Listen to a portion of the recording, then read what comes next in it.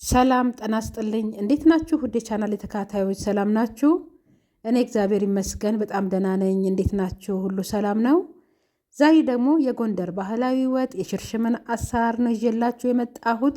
እንደዚህ የሚያምር የሚጣፍጥ ስክን ያለ ቆንጆ ወጥ ነው ዛሬ የምንሰራው። ተወዱታላችሁ። እንደ አማራጭ ለጾም ጊዜም እንዲሁም ለሌላ ጊዜም እንዲሆናችሁ እንግዲህ እሱን ነው ዛሬ አብረን የምንሰራው ማለት ነው።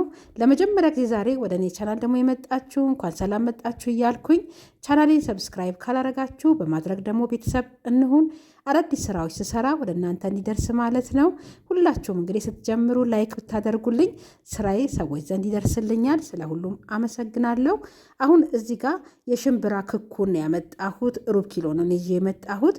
አሁን እሱን እናጥብና በመጀመሪያ አዋራ ስላለው አስጥተን እናደርቀዋለን። ከዛ ደገምገም አድርገን አዋራ ስላለው ለቅመን ማለት ነው እንደዚህ ጽድት አድርገን እናጥበዋለን። ይኸውና እኔ ደጋግሜ አጥቤው መጥቻለሁ። እዚህ ጋር ደግሞ በማጥለያ ላይ አድርገን እናጠለውና እንደዚህ አድርገን ከዛ አስጥተን እናደርቀዋለን። ልክ እንደ ክክ የሚሰራው ይሄ ሽምብራው ነው። ይሄን ራሱ ገዝታችሁ ክክ የማትበሉ ሰዎች ይሄን ሽምብራ ብትጠቀሙ ትችላላችሁ። በጣም ቆንጆ ነው። አሁን ሰፌድ ላይ እናደርጋለን እና እናደርቀዋለን።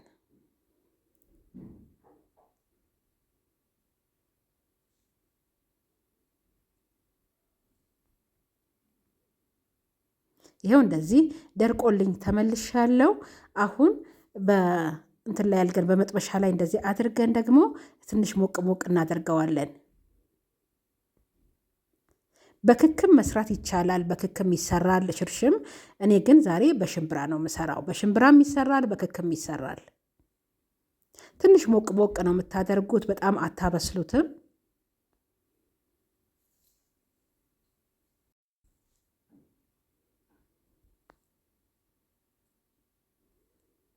ይኸው ይሄን ያህል አድርጌዋለሁ። ሞቅ ሞቅ አድርጌዋለሁ። አሁን በመፍጫ ላይ አድርጌ በጣም ላም ያለ አፈጫጭ አትፍጩት። ትንሽ ሸርከት ያለ ነገር ቢሆን ቆንጆ ነው የሚሆነው። በጣም አታለሞት ስትፈጩ ማለት ነው።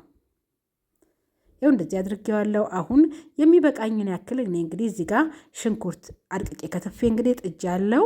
እንግዲህ ቆንጆ ወጥ ነው የምንሰራው። ትወዱታላችሁ እና በጎንደር እንግዲህ ተወዳጅ የሆነ የወጥ አሰራር ነው።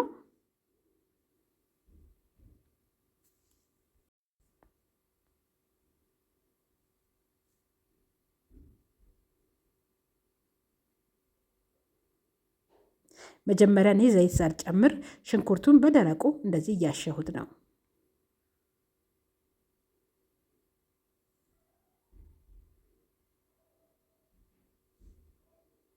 ይሄን ያህል ካቁላላሁት በኋላ ብቻውን ሽንኩርቱን ዘይት ጨምሬበታለሁ። ዘይት ባያንሰው ጥሩ ነው። ያው ሽምብራም ስለሆነ ስለፈጨነው ደግሞ በኋላ ላይ ድርቅ ያለ እንዳይሆንብን ትንሽ ዘይቱን እንግዲህ ጨምር አድርጌዋለሁ። ከዛ እኔ ቲማቲም ጨምራለሁ። እዚህ ጋር ቲማቲም ጨምሬያለሁ። 3 ቲማቲም አነሳነስ ያለ ፈጭቼ ጨምሬበታለሁ። እነሱ ግን ሲሰሩ ቲማቲም አይጨምሩበትም።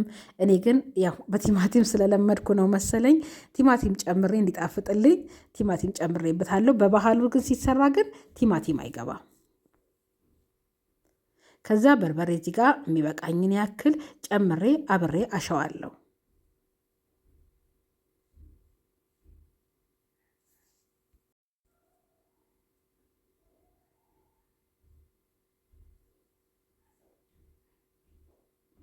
መጀመሪያ እንደዚህ አድርገን በደረቁ ብናሸው ቆንጆ ነው የሚሆንልን።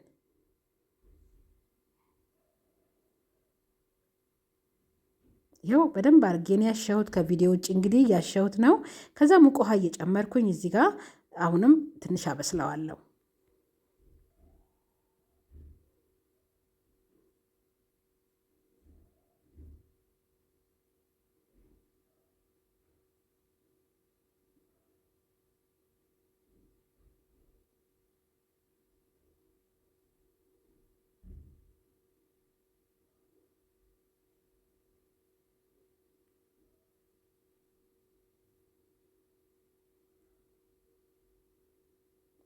ይሄን ያህል ከተቆላላልን በኋላ እዚህ ጋር የፈጨነውን የሽምብራውን እንግዲህ ዱቄት እንደዚህ እንጨምርበታለን።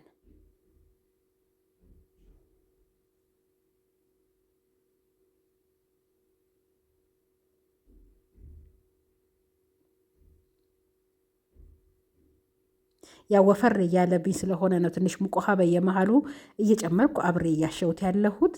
በወፍራሙ ከቁሌቱ ጋር እንደዚህ ስናሸው ጣዕሙ በኋላ ላይ ቆንጆ ይሆንልናል የወጣችን ማለት ነው።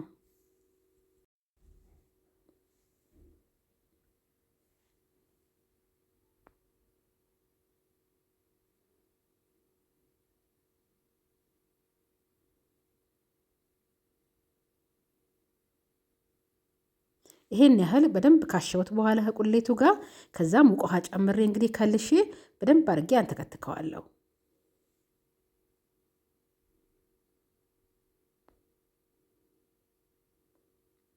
ይኸው እንደዚህ ቆንጆ ሆኖ እየተንተከተከልኝ ነው። ከዛ እዚህ ጋር ነጭ ሽንኩርት ጨመርኩበት።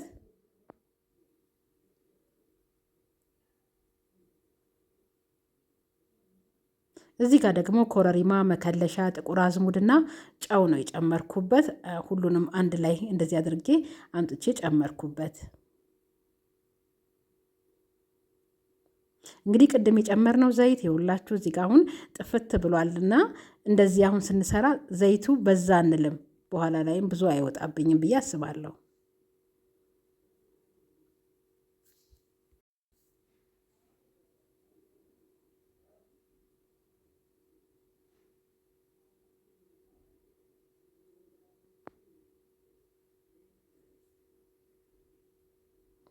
ይኸው እንደዚህ እንግዲህ ሆኖ ቆንጆ ሆኖ ደርሶልናል። እሳቴን አሁን አጥፍቼዋለሁ እና ጎኑን እንግዲህ አጸዳድቼ እንግዲህ በቃ አድርገን ደግሞ አቅርበን ደግሞ እንቀምሰዋለን ማለት ነው። ይኸው የተወሰነ ብቻ ዘይት ነው ከላይ ያወጣው እንጂ ሁሉንም እንደዚህ እንትን ብሎታል። በጣም ቆንጆ የሆነ ወጥ ነው። ሽታው ራሱ ልዩ ነው። ሞክሩት፣ ትወዱታላችሁ። በጣም የሚጣፍጥ የወጥ አሰራር ነው። ይኸው እንደዚህ አድርጌ አቅርቤዋለሁ። እንዲያባላን ደግሞ ቲማቲም አድርጌ ደግሞ እንደዚህ እንግዲህ አቅርበነዋል ማለት ነው። በጣም ቆንጆ የወጥ አሰራር ነው። እንግዲህ እንጀራችን ላይ ደግሞ አድርገን እንቀምሰዋለን።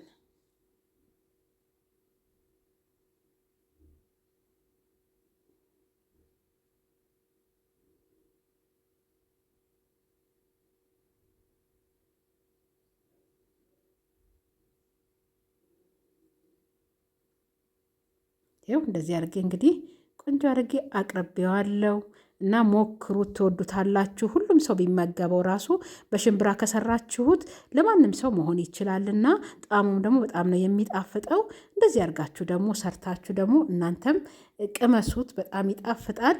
እስካሁን እንግዲህ ከኔ ጋር ስለነበራችሁ ሁልጊዜ ስለምትከታተሉኝ እጅግ አድርጌ ከልቤ ነው የማመሰግነው። እግዚአብሔር ይስጥልኝ፣ እግዚአብሔር ያክብርልኝ። እንግዲህ ዛሬም እንግዲህ ስራዬ ከተመቻችሁ እንግዲህ ላይክ አድርጋችሁ ብታበረታቱኝ በጣም ደስ ይለኛል።